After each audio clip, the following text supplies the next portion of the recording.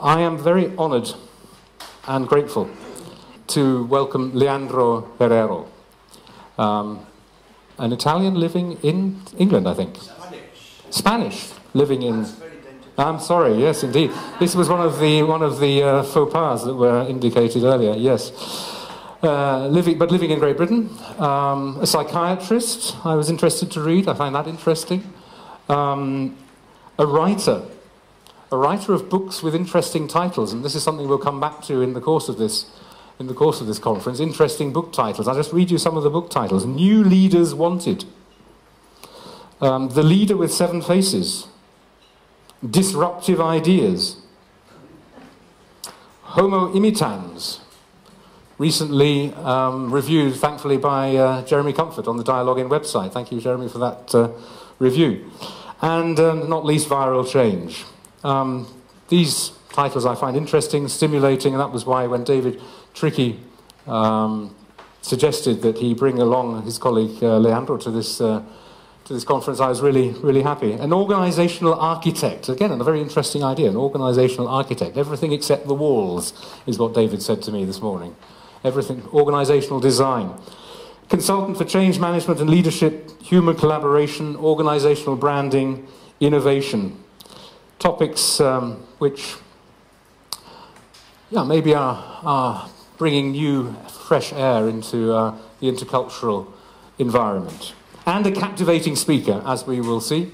Regrettably, Leandro succumbed to a cold and is not feeling his best today. But, I've been told that he's a trooper and a fighter, and he's going to do his best, and thank you very much for that, Leandro. David Trickey, the intercultural field, of course, is difficult to imagine without David Trickey.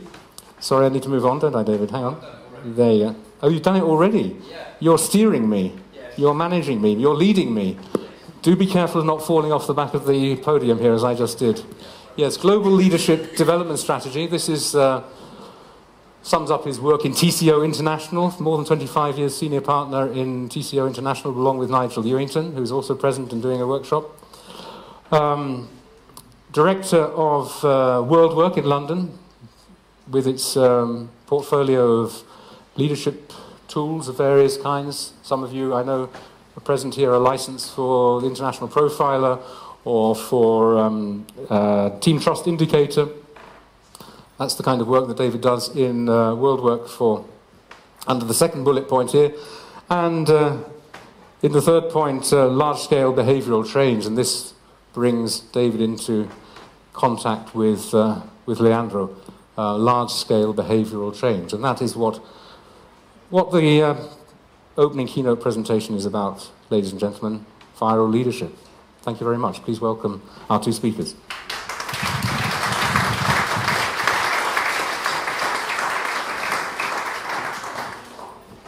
So, hello. Can you hear me? Okay. I think it's a small room, and I understand that the microphones are more just to record things on video than anything else. Thank you very much, Peter. I'm just going to start this here. I just want to make a note here for Peter, because I was looking at the program and I couldn't help noticing on the program, and perhaps you did, that viral leadership has been given as much distance as possible from erotic capital. And I think that's very good on Peter's side to ensure that we do not create an epidemic of culturally transmitted diseases. So we are being separated there. Thank you very much for your caution on that, Peter. I'm very happy to be here. I was here a couple of years ago and did a session in this room where I tried to make a connection. And the connection was to make this field more relevant, to scale up what we're doing in this field of intercultural work in general. And I tried to bring together things that we know well, which are things like the reconciliation theory of Hamden Turner, core quadrants by Daniel Hoffman, and the third aspect was viral change by Leandro Herrero. And so I really wanted to share with you something that I think is very relevant for our community in order to scale up the work that we do My fear is that we are sometimes tinkering on the edge of change. Our business is about bringing change, but I don't think we're doing it fast enough. So I wanted to bring some ideas about how to do this more quickly. I'd like to ask Leandro, if possible, to kick off, since we're talking about global leadership here. I asked Leandro, who does a pretty good job of disruptive thinking, in order to bring 5 things which he thinks perhaps are inconvenient truths about global leadership. Leandro. Thank you. Thanks very much. Is it worth this thing? Yeah. Yeah. Thank you. Thanks very much. Thanks. I'm delighted to be here. Sorry, my voice is not as usual. I don't feel well, but after... It's absolutely impossible to follow these 3 guys. I mean, it's just, and I'm tempting to replicate the Constance thing, but I don't. If I felt better, I would just do it, because I think it's absolutely fantastic. Where is the clicker? Remote control. Thanks very much. What's really important here today is to listen to David, not to me. So David has a fantastic set of things to share with you, but I thought that we could start with some inconvenience truths as I see them, and I know that you are the experts on these things. Which one is the one that I use? That one? It's that one. That one. Okay, the one with no sign. Okay, so let me go quickly with that, so we can get straight into what we try to do. Number 1.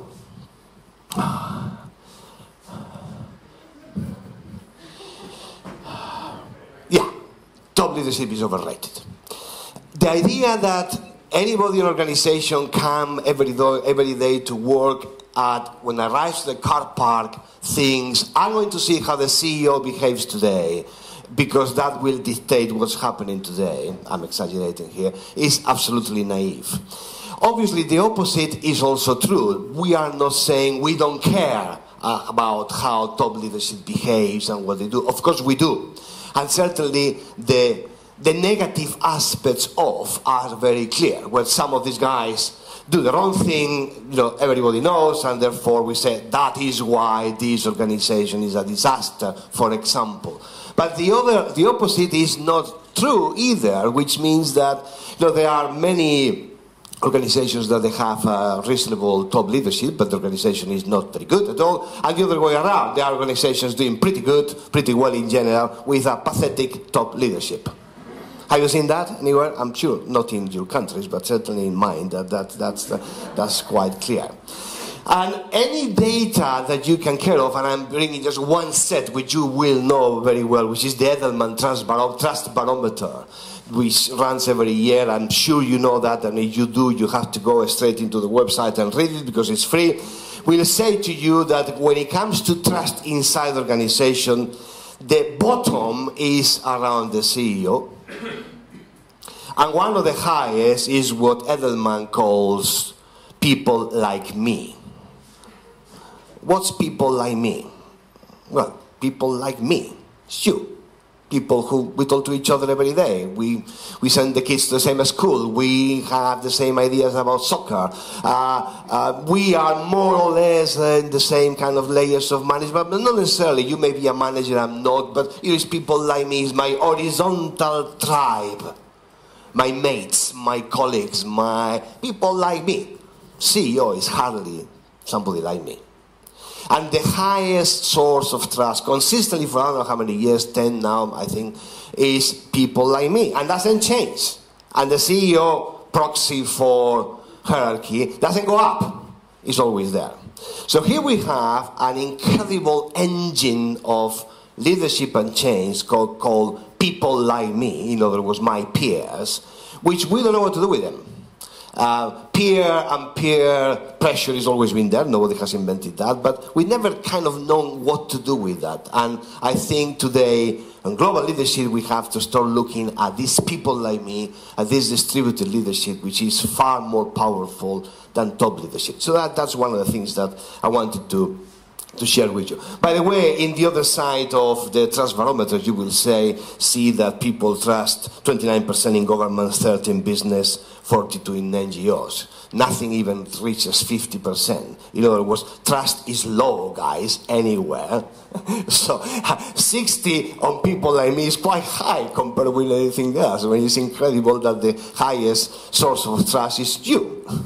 Or, it's just, thank you, you're welcome. So that is important, because what we will see later on is that although we are not going to ignore the top leadership, or the top of the next top level down, what matters is to go beyond that and look at the real sources of leadership around the organization, because this is the real engine. This is what the data is telling me.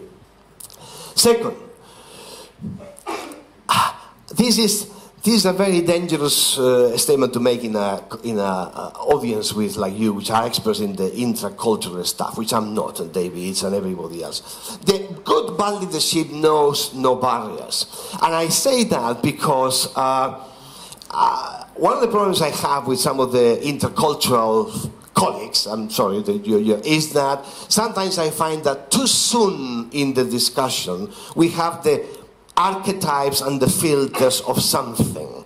And I have that all the time in my team. So, oh my God, we have a new project in France. Well, it's going to be hierarchical and these guys like that. And in Spain and the rest, all these stereotypes that you know, that drives me absolutely nuts.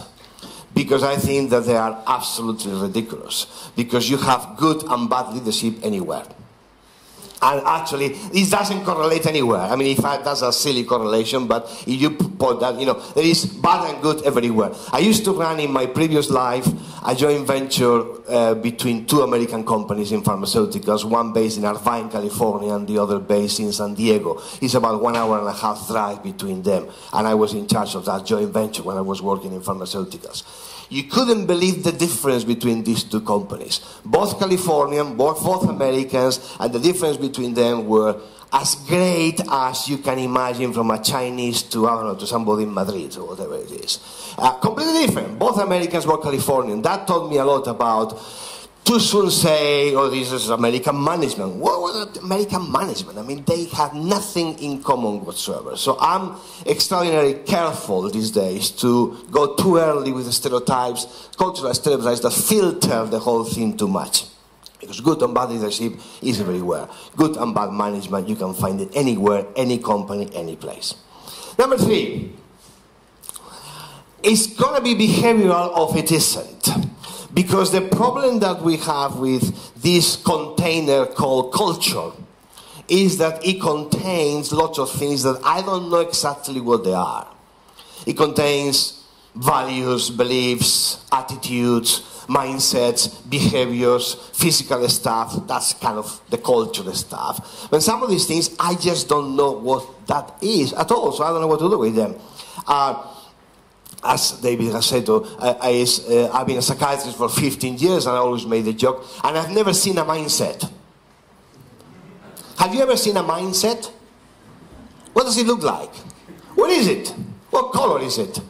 When people say, we have to change the mindset of people, I said, why do you do that? What's a mindset? It's a problem of attitude. Have you ever seen an attitude? I haven't seen an attitude. I don't know what it looks like. Give me behaviors. And I know exactly what they are. I know what they look like. I know what to do with them. Yes, in behaviors I can work with mindset and attitude. I can. Actually, I wrote a couple of articles many years ago. In one of them, said I couldn't find it anyway. Because I don't know what it is. And the problem is that we haven't focused so much as we think we have on behaviors. Give me behaviors. That changes cultures. Behaviors creates culture, not the other way around. I'm going to leave that just for you. I hope some of you in the room do not agree with that, because that's the only reason why we will have a nice coffee. Number 4. Probably we have written off too much the charismatic leadership. I've done that for many years. I thought, that's rubbish. That is, out of the window. This is nonsense.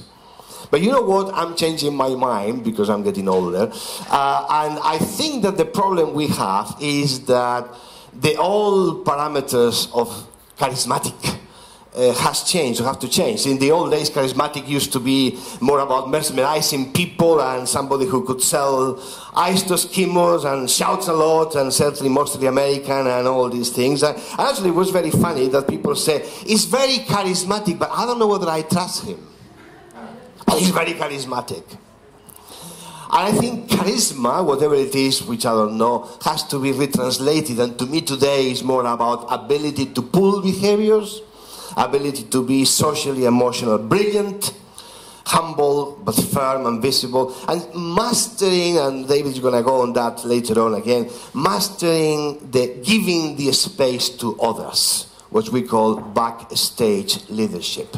The ability to give the stage to other people who are not at the top. Actually, these people like me, that we are saying are the highest source of influence. And trust is created. So I think there is a reason to review this charismatic element. Number 5, if you don't have a distributed leadership in the organization, you are poor. Because the whole idea is that you will be rich if you have all these leaders. I'm not talking hierarchy here. I'm talking about individuals, people like me, who are leaders, and I use them, know what to do with them, I do something with them. And if it's distributed, then backstage to the top, leadership at the top has to be backstage, has to have the ability to support the real engines of leadership that you have across the organization. So here, now we are shifting the leadership to backstage because we have millions of them and I need to do something with them. You know, in the old days, I would say, no, it's the top and the rest, the traditional leadership. Therefore, everybody else is called the troops. And therefore, obviously, the attention is at the top, all the top, because the rest are the troops.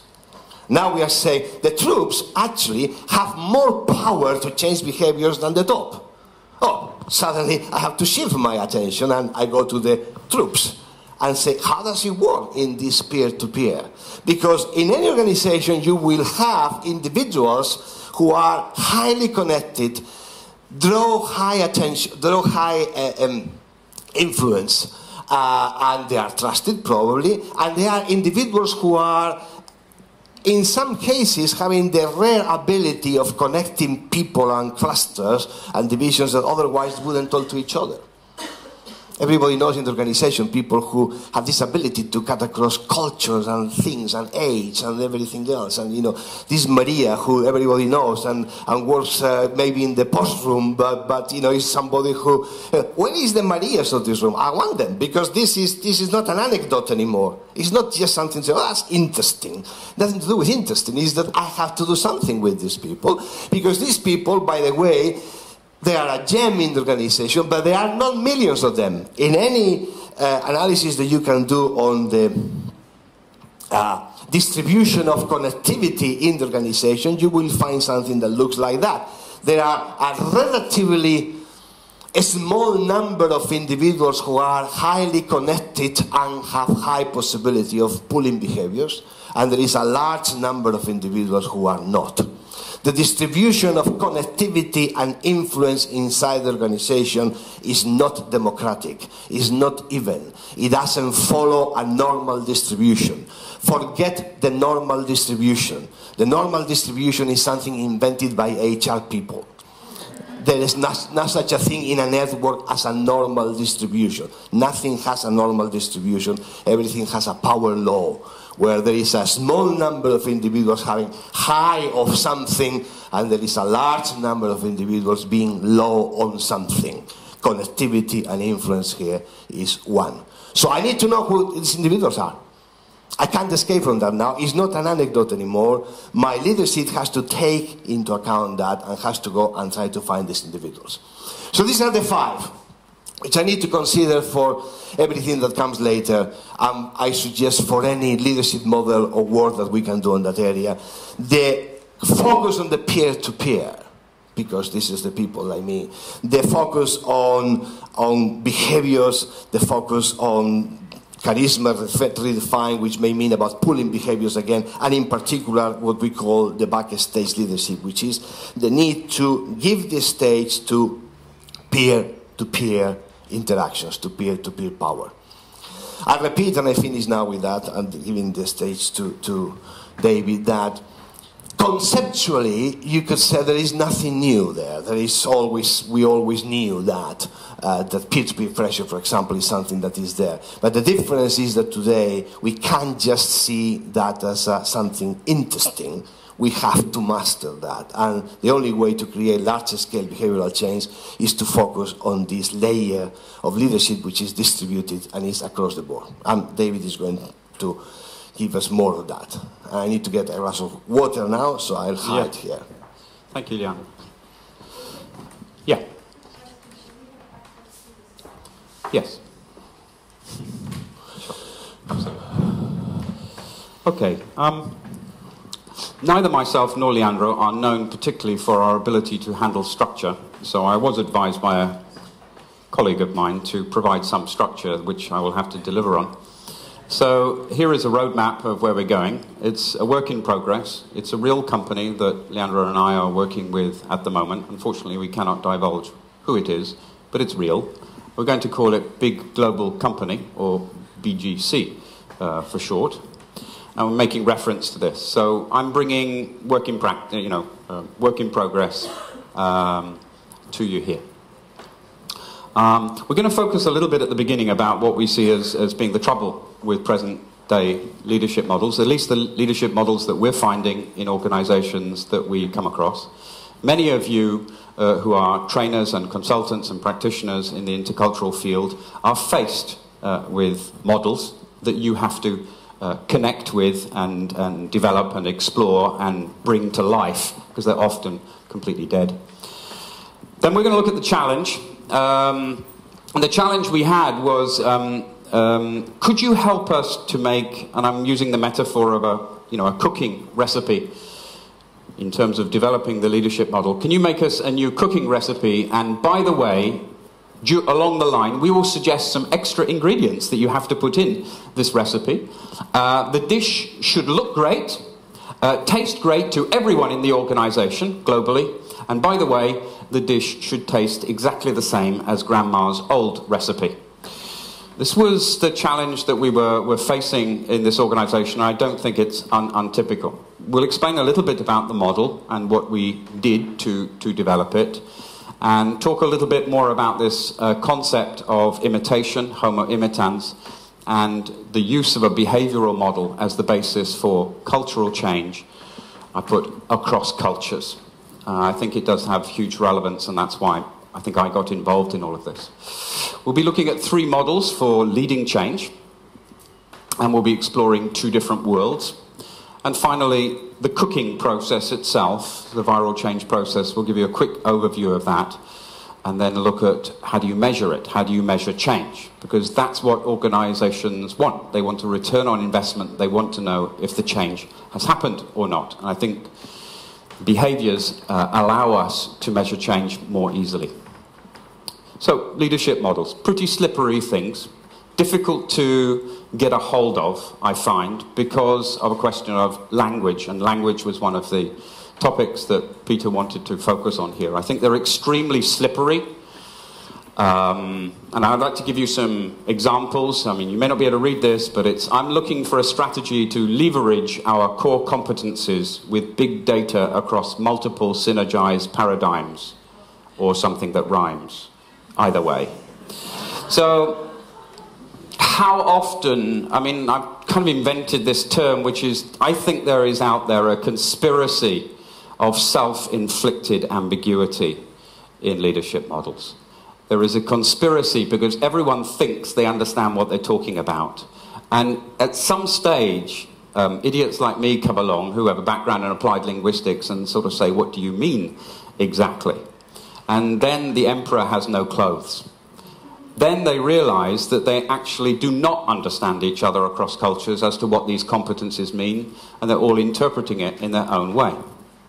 The other thing, I think, there are lots of different types of leaders that we have been suggested are the right type of leader to be. I mean, Leandro mentioned charismatic, value-based leadership. We have transactional leaders, not so good these days. Level 5 leaders, if you've read the book.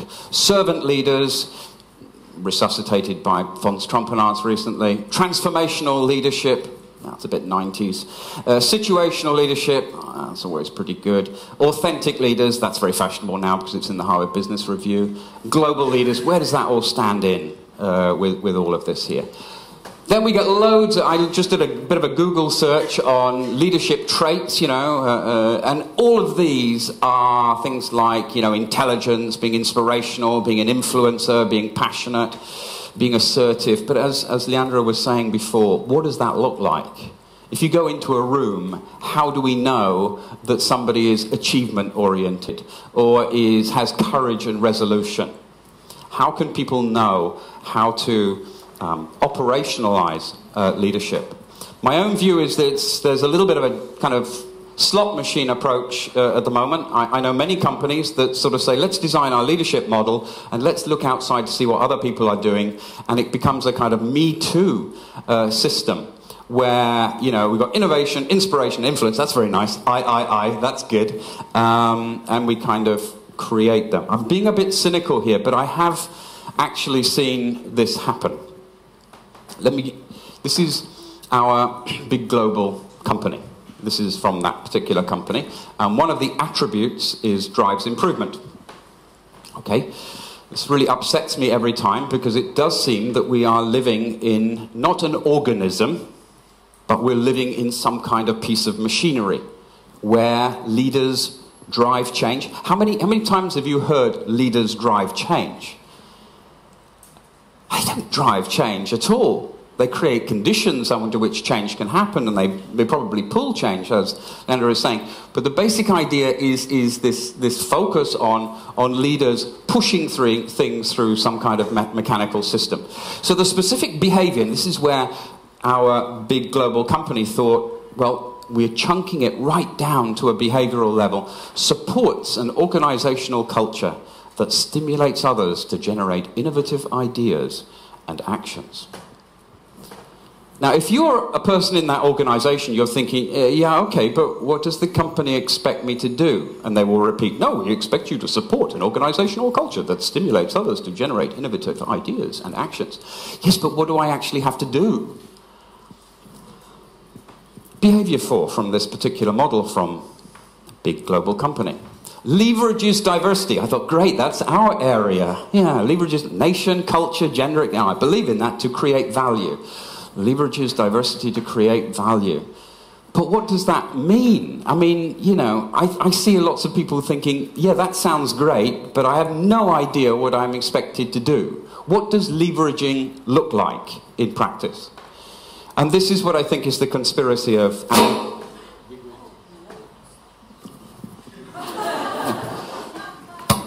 Now, imagine that everyone in a company with 70,000 employees is asking the question, how can we do it differently?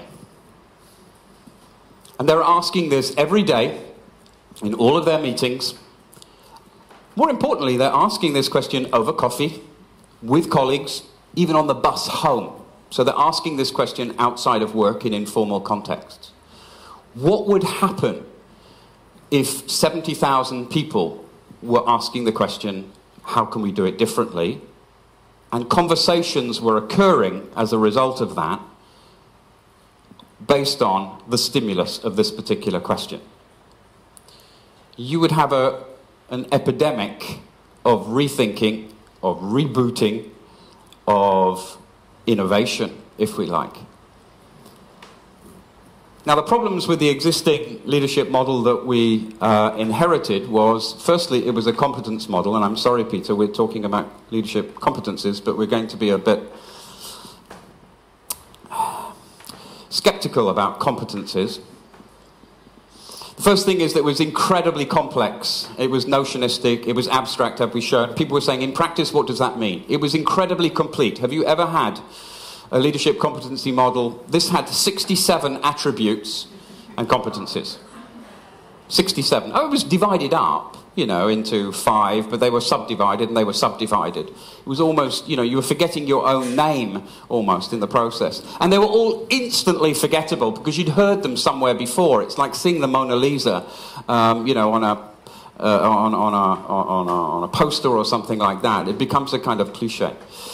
The irony was that these were only brought out on performance appraisal day. So the ritual was, suddenly people realized what the leadership model was because it was 2 weeks from the performance appraisal. So HR had to pull it out of the drawer and get used to it, and leaders had to think back 6 months, oh, was I doing that, and what did it mean anyway? It was having zero impact on the culture. It was creating a lot of anxiety twice a year, but it was having zero impact on the culture. It was differentiated by 6 layers of hierarchy. In other words, top managers enabled this competence in one way, and, you know, people lower down the organization had to live it in a different way. It was divisive because if you were lower in the organization, you had to do something different to the CEO. Nothing connected you on the competencies. It was communicated enormously. It was so dull. It was being communicated at big events and cascaded down in the organization, and posters were made of it, but people were fundamentally ignoring it. The big issue, of course, here is it was being interpreted differently across cultures. Different people were interpreting these in completely different ways because they were growing up in different parts of the world with different value systems, etc. It was inwardly focused, it was unsuited to changing a new world out there, it was unable to be dynamic, and it was disconnected from the company values in this particular case. The company values were created by the CEO accidentally mentioning the company values during a large event, and HR scrambling around thinking, my God, he's just told them what the values are, how are we going to link them with the leadership model? David, can you help us to do that? It was focusing on an inside-out approach, which was push, drive, say, tell. Leaders were supposed to be doing this: pushing, driving, saying, telling. So this was what we inherited in the brief. So we had to make something which was simple, active, concrete, actionable, minimal, memorable. Unfortunately, it had to be consistent with the past. I mean, organizations love the idea of innovation, but you first. And we want to have something which is different, but essentially the same. So they wanted evolutionary revolution. It had to be connected to culture building, because they did realize it was having no impact on the culture at all. And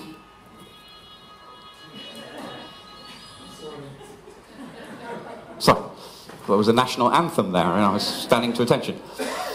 It had to be universally applicable, so they kind of realized that this hierarchical difference was a problem. So they said, could you create a model that's going to be working for everyone in the organization, that's an inclusive one? It had to be scalable and spreadable. In other words, could we disseminate it horizontally? Could we disseminate it across geography? Can we translate it easily into other local languages? Could it be focused on the internal world of the organization, but keep us also focused on the external world? Can we link it to the company values? And we want it to be focused on inquiry, because listening is very important in this organization. So we had to simplify it from 7 drivers to 3, 67 attributes to 9, 6 target hierarchies to universal applicability. You know, it was quite challenging. The idea is we wanted to create some questions. We wanted to define the leadership DNA within the organization. So what do we expect leaders to do that will make us the best company in the world? That was the CEO's ambition. If all leaders behave this way, what culture do we get? How will that culture sustain ourselves now and in the future? How can this leadership behavior reinforce our values, which are non-negotiable? And how can we change into a one company culture with the viral spread of these across the whole organization, across boundaries? And how can we track it? Because, of course, they said, very nice, we can trust you to a certain extent, but we want to see the statistics that it's actually working. So that was the challenge. And we went through a process. In English we say to run the gauntlet, which means that you run through a tunnel of people who are clubbing you, and if you survive the other end, you are you're promoted, or you go through a stage of, from puberty to adulthood or something like that. So there was a process of getting maturity here. Obviously we had top management meetings, obviously HR were involved, we did a lot of desk work, we talked to about 12 individual top managers, we talked to the strategy department, we had focus groups, we talked to the health and safety officers, because health and safety was a fundamental focus for this organization.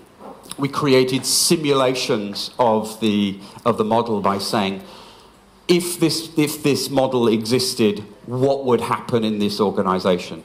So doing what they call a neuro-linguistic programming, future pacing this particular model in the organization, and lots of reiterations. I think we got up to kind of 10.7 versions or something like that during the whole process. So we had to take the values into consideration. We had to have some drivers. They love the word drivers. It's an engineering company. We had the leadership model behaviors. We had to call them attributes, because that was linking with the past. And we developed, and this is an idea of Leandro's, the idea of curatorship, leadership curatorship. In other words, what do leaders need to take care of in the organization? They realized that leaders need to take care of culture, but what specifically, if leaders don't focus on anything else, what should they be collectively looking after? They wanted to focus on culture building, and then they wanted some examples. So how do you do it? What will the initiatives look like? What will the activities look like? What will the vehicles look like? They were very good at coming up with vehicles, which is, we need another meeting about this. But we tried to resist that a little bit. So, we developed for them the model which covered all of those areas, which I won't go into. The three drivers we came up with was focus. An organization needs to have a focus. We need to keep everyone's activity focused, and the first area of focus is people need to remain safe. That's why there was a chair there before, so people didn't trip over the wires, but it's become my obsession now in oil and gas businesses, focusing on that evening training. Clarity of purpose. People need to know why they're doing things. They need to have meaning in the organization. If not, they get stressed. And of course, suddenly the customer becomes important in this organization, because it's no longer, how can I call it, a state monopoly, but it's a competing organization. After they've focused their attention on what's important, they need to contribute. They need to get the best out of people in terms of their allocation of time. It was an organization, or is still, to some extent, an organization which has no priorities, and people spend time doing things which are low priority for the clarity of purpose of the organization. We need to recognize contributions, we need to build trust, and they wanted to focus on innovation, making us more competitive. They wanted to focus on change, they wanted to focus on integration across the 26 different countries. Now, the problem with the model was we put questions as the basis for the behaviors. This was, as Leandro keeps reminding me, a Copernican revolution for the company. We had to move from a leadership model that was what we call Monster A. It's a monster because leadership models, everybody wants to put their contribution in. And if you have a group of senior managers, every senior manager, every board member wants to say how he or she thinks it should be. So you create this monster because you have a committee creating a leadership model often. And this is what was happening there. And we wanted to move to a very disruptive model. They had to realize that culture change revolved around behaviors, and that simply by doing a restructuring in the organization, behaviors would not come naturally, but behaviors were supporting the process changes in the organization. So we focused on questions, and perhaps if I can bring Leandro in here as to why did we focus on questions as behaviors? Okay, well, very simple. I mean, we don't do that all the time. I'm not suggesting that this is the universal way to do it, but in this particular context, there was no point of going from a monster to a nicer monster, to something that is just another reiteration of explaining the same with different words, so it had to be disruptive. Questions are wonderful behaviors. There are lots of types of behaviors, but they meet a restrictive view of behaviors, which is the one we have, which is something that is very concrete, is very visible. Either you are the question or not. If a question is a question, they cut across cultures very well in our experience. I mean, you ask the question, you don't ask the question is understood. So asking a question, for example, can we do that in a different way? It's a behavior. The behavior is you ask the question. You can decide whether it's yourself, or it's the group, or it's the team, or the why and the when. That's a different thing, but it's a behavior. It's concrete. And it meets the criteria of imagine if we had this behavior, question, asked 300 times today, this afternoon. Well, you don't need to define a culture of innovation. You are going to a culture of innovation. So there are lots of reasons why behaviors are very neat, very sexy sort of questions. They had to do with DNA. They have to do with listening, obviously, with inquiring. They are universal. In our experience, you can cut across cultures very easily, not 100%, but 90% compared with, in my experience, again, you may have a different one, that values sometimes don't translate very well, and people have more, because the linguistics have to do with what you mean by that. Asking a question, whether you like it or not, is something very concrete that is and they're applicable in many situations. As I said, you can do it yourself, so it could be reflective, but you can do it in group, in a team, at the beginning of the meetings, in the corridor, in the cafeteria, and can be easily verified, saying, okay, as a result of asking this question, what happened? Well, as a result of asking the question systematically, how do we do that in a different way? We have become with few new ways of doing differently. So it's something that it will be very well associated to that. Now, as David said, we don't do that all the time, but in that particular context and other similar contexts, when you come from something very already complex, the only way to get to that is not to get it to do it less complex, is to disrupt the system and come up with something that is completely different. And although it's talking to everything else, it's just not a continuation of. And that's why, in that case, questions as behaviors were very much at the core. So the kind of questions we came out, again, this was the 9 questions we came out. One was shown before was how could we do this differently? Other questions like, is this 100% safe? Why are we doing this? Extremely disruptive question in this organisation. The question can be asked top down, but also bottom up. Again, very disruptive. What would the customer say or ask here?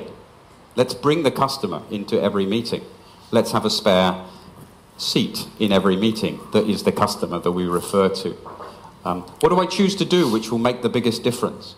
In other words, how are you managing your time appropriately so that you dedicate the time you need to things that are strategically important, etc., etc. On diversity, how can we bring more diverse people and different perspectives together? They were focused on creating synergy, but we're not having a behavior to enable that.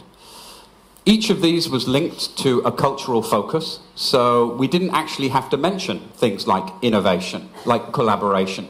You just had to behave like that consistently across the organization, and innovation would happen as a result. Then they said, yeah, but people engagement, that's kind of very fashionable at the moment. We need to have that. Could you put people engagement there? And so we had to resist that. And so we have a little thing like, you focus on shared direction and priorities. Why are we doing this? With a strong external customer focus. What would the customer say or ask here? Leadership extends trust to you. In other words, keeping commitments and building trust. Decision-making is pushed down the hierarchy. What do I choose to do which will make the biggest difference? And what I choose not to do, I will push down in the hierarchy. You're encouraged to challenge the default. How could we do this differently? Explore new ways to achieve priority goals. How could we do this differently? Balancing a focus on change, guided by shared values. What do we need to change and what's not for change? Because you don't simply introduce a change if it goes against the values. Including 100% safety. Is this 100% safe? Together with diverse colleagues who bring new perspectives. How can we bring more diverse people and different perspectives together? who deliver on their commitments because they keep commitments and build trust, and are motivated by recognition for contributing to priorities. Have I recognized people for their contributions? So by this behavior, you get people engagement without actually having to talk about it. 5 levels across the different hierarchies. The new model, basically, we haven't got a graphic designer who has finished it. It's pretty horrible, but it's this pyramid here. How can we do things differently? Underneath the attributes, underneath the curators, underneath the culture, underneath the values, supporting questions, actions to take, and the rationale behind it. But really, the only important thing is what's at the top. But people need to know that there is substance below it, and it's coherent and coherent with the past.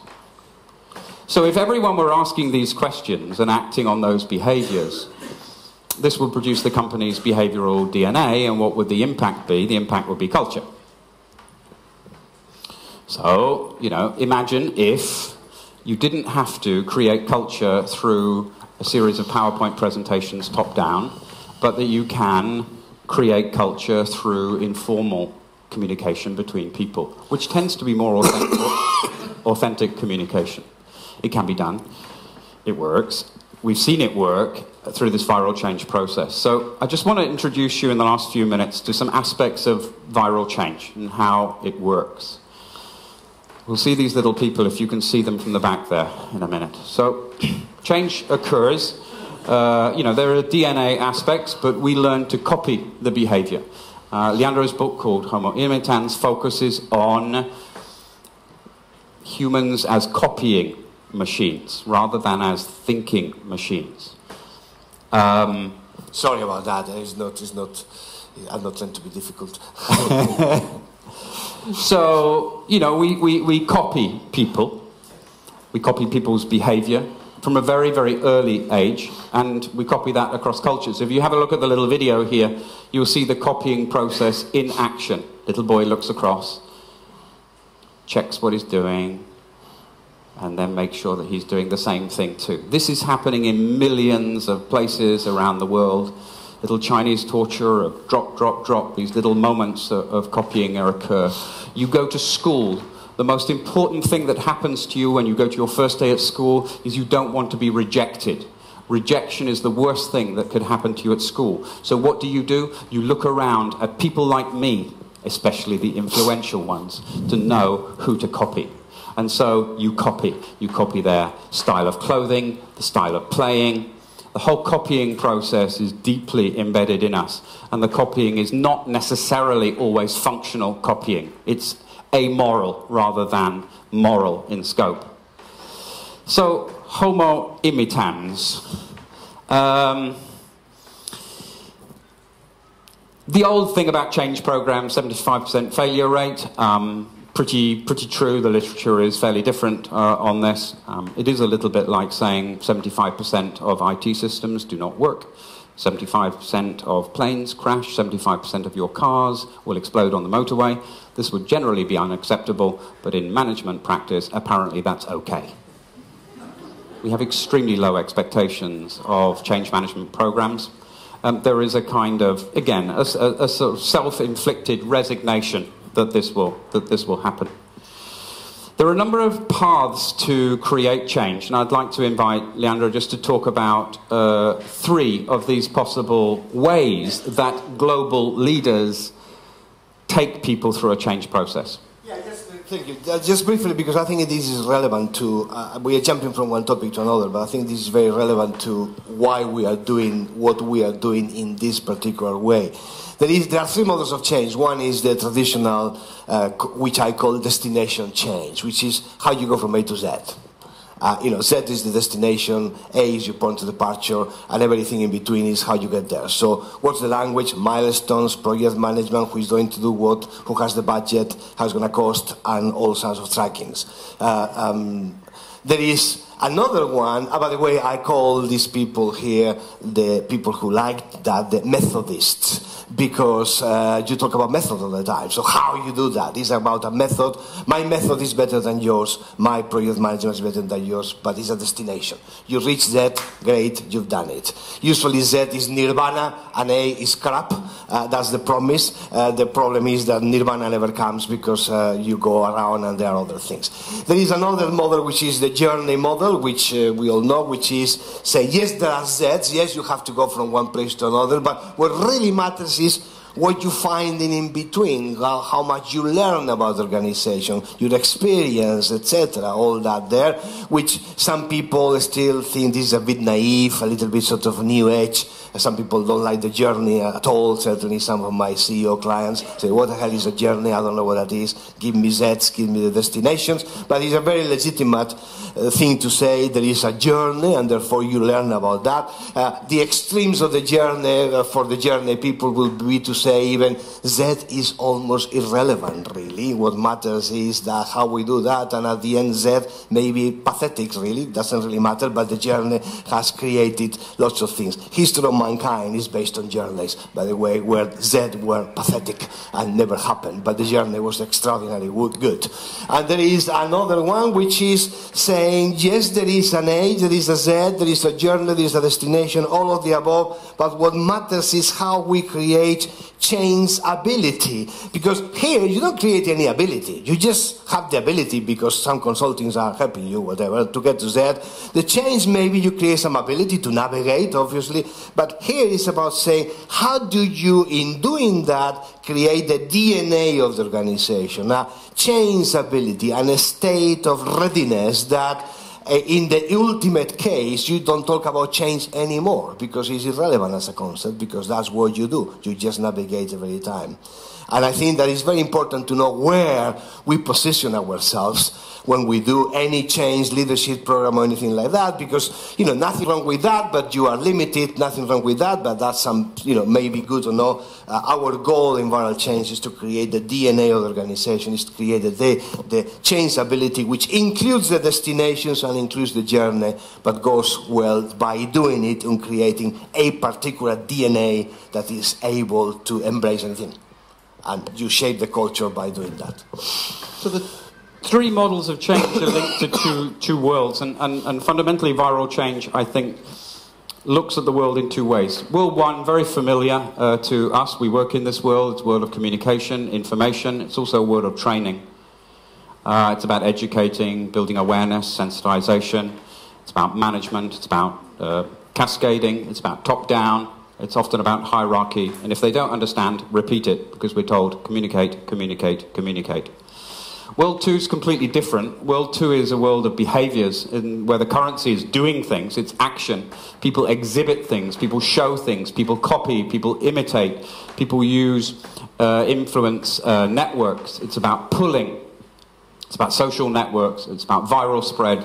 It's about infection models. It's about epidemic models. It's about behavioural change, ways of doing, and that's where cultural change, we think, occurs. The problem is most organisations live in World 1 and want to change World 2 through the approach of World 1. So we deal with World 2 in the way that we deal with World 1, and it just doesn't work. It doesn't work because communication is actually not change. Cultures are not created by training, sorry, although awareness is. Only behavioural change is real change, and change behaviours and you get culture. You change behaviours on a wide scale and you get culture. The problem with World 1, it's about a process of attrition. Everything gets smaller. The big splash happens. It's you know, some kind of tsunami that comes from the top management. It crashes through the hydraulic system through gravity.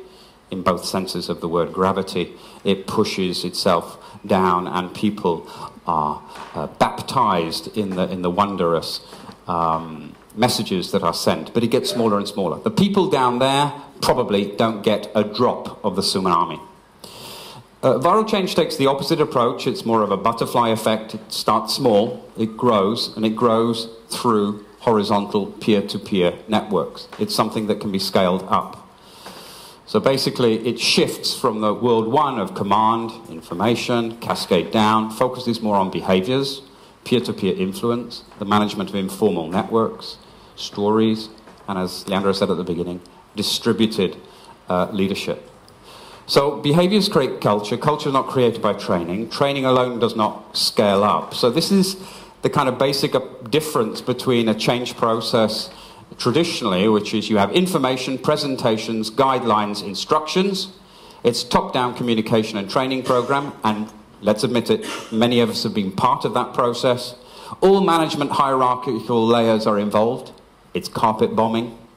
And traditional change, sometimes it happens, sometimes it doesn't, but we know it's about 75% failure anyway. The idea in Enviro Change is to sort of identify a small set of non-negotiable behaviors. So the 9 questions that we identified there. A small number of highly connected, highly influential people who have the power of influence with people like me, using their peer-to-peer informal networks, create change. So there's a kind of kitchen mathematics to this here. You get people together, you invite the highly influential people to adopt the behaviors. And you have invited the most powerful people in the organization. And I can probably tell you that HR is often a little bit worried about this because it doesn't fit the organizational chart in terms of power. Because the informal power is actually different people than the people on the hierarchy.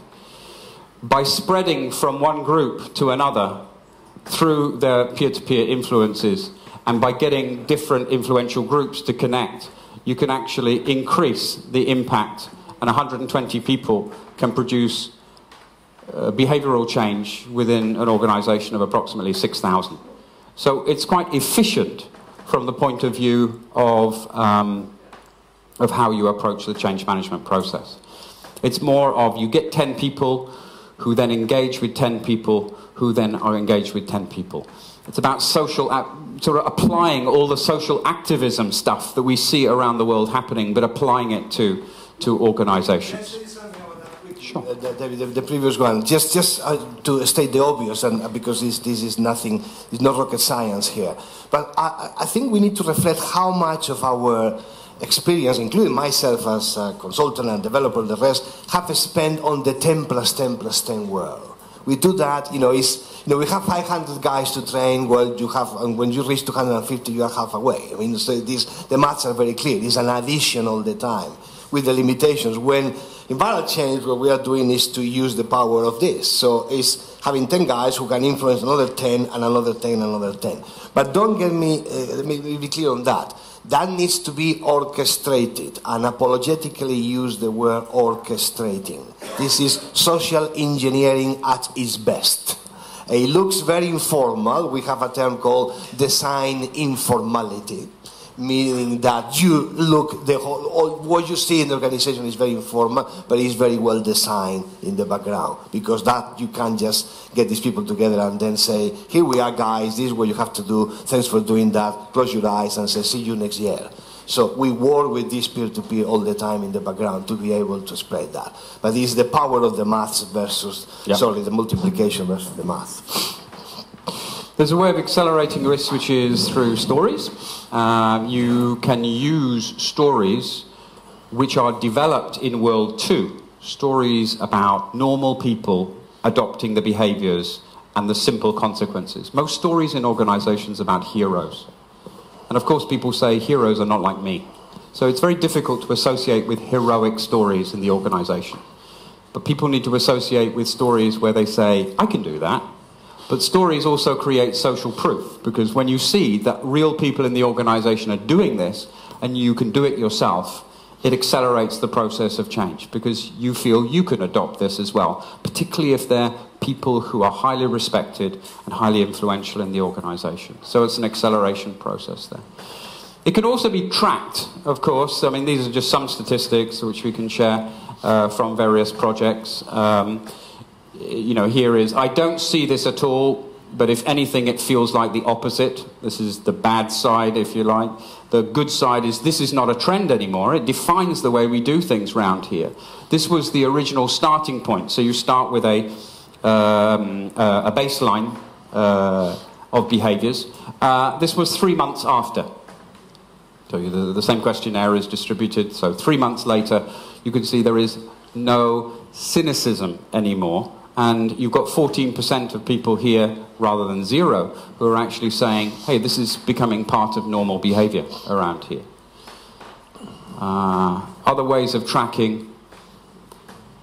And then they say, evaluation model. Give us an evaluation model. And because we have the performance appraisal to do. So we did that. And, you know, very simply, it's, does the person use the question? Is the perception of people that they're being authentic and sincere in asking the question? Do they engage other people in conversations around those questions? Do those conversations result in concrete improvements? And is that person an activist? In other words, are they trying to engage others and involve others in adopting the question? So we've embedded this also in the performance management system as well. So, conclusion. The trouble with leadership models, there is no scale up in leadership models as competency models, and they're open to cultural interpretation. The challenge, making a recipe to cook this leadership model, was to avoid what I call the dog's dinner effect. Everyone wants to put their own spin on it, and they want to have their own contribution to it. So how to preserve, how to be the guardians, if you like, of some kind of coherent model, which is not simply a model created by committees. The 9 universal questions, which we thought were well rooted in culture, values, and previous systems. The process of behaviours, socially connected influences, peer-to-peer networks in viral change, and finally, the issue of destination versus journey, the world 1, the stories, world 2, the behaviours and informal networks, and finally, the measurement. We think it's easier for viral change to be measured because it focuses on behaviours. And behaviours you can see. You can see people doing them or not.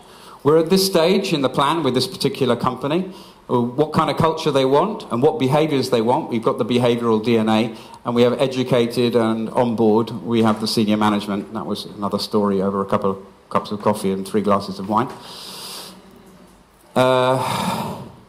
We wanted to end. Could we have the sound on this?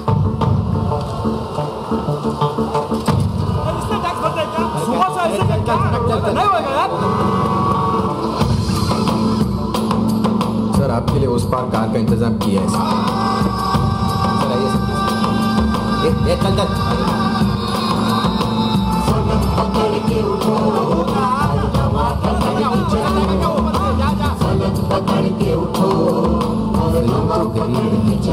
I hate this country. चलो तो हिंदुस्तान चले तुम चलो तो हिंदुस्तान चले तुम चलो तो हिंदुस्तान चले तुम चलो तो हिंदुस्तान चले लगा हाथ के सूरज सुबह निकाला करे हथेलियों में भरे धूप और उछाल करे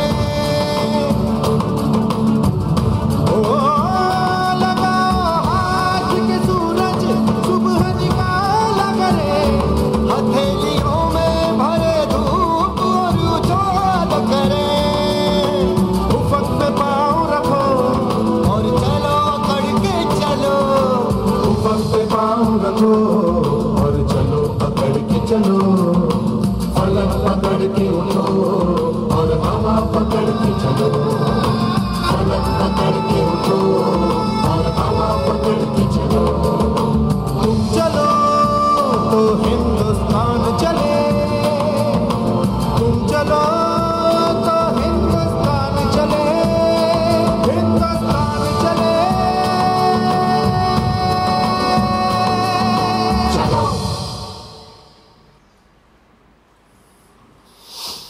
We all love this particular quote here, but as you saw, the change will happen horizontally. It was the kids, the first people to join, people like them, the kids. And it's not going to cascade down from top management. So we thought we'd give you a little bit of an idea of the feeling that what happens when change really does happen and people work together. Thank you very much, Leandro, for your contribution. Thank you very much, Peter, for the invitation. Happy to talk during coffee breaks.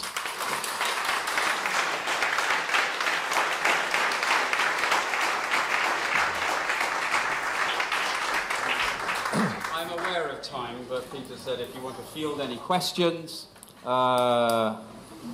One question? One question.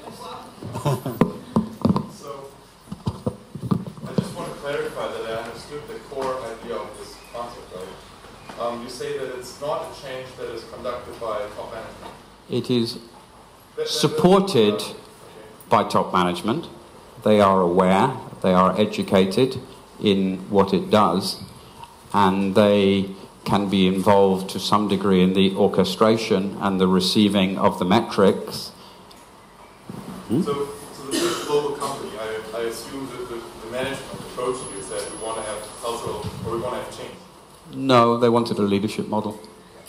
Okay, but you told We them reframed it. We said, wouldn't it be great if in creating the leadership model, you could actually create something that could support your organizational gluing process in a fragmented organization. So why can't we do two things with this leadership model?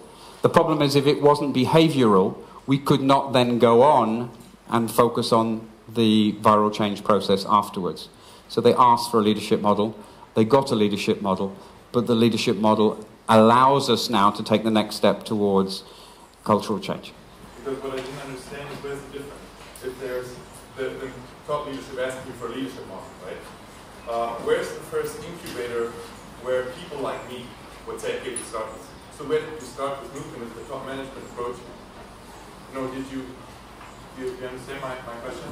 So the management approach, you ask you for change. They want a leadership model, you gave them a behavioral model. However, where was the starting point that people like me, the 60% that people trust, started implementing that change? Because of the leadership asked, the management asked for this model. Where was the people like me starting? The people like me were starting with focus groups and simulations as the leadership model was in development. So we brought cross-sections of the organization together to say, what would happen if these behaviors were operating at your level in the organization? Do they make sense to you? And what would happen if everybody at your level in the organization were doing this? So there was a process of checking, that was part of the gauntlet process, and that was deep in the organization as well. Thank you very much for the... How long does it all take? It can take any...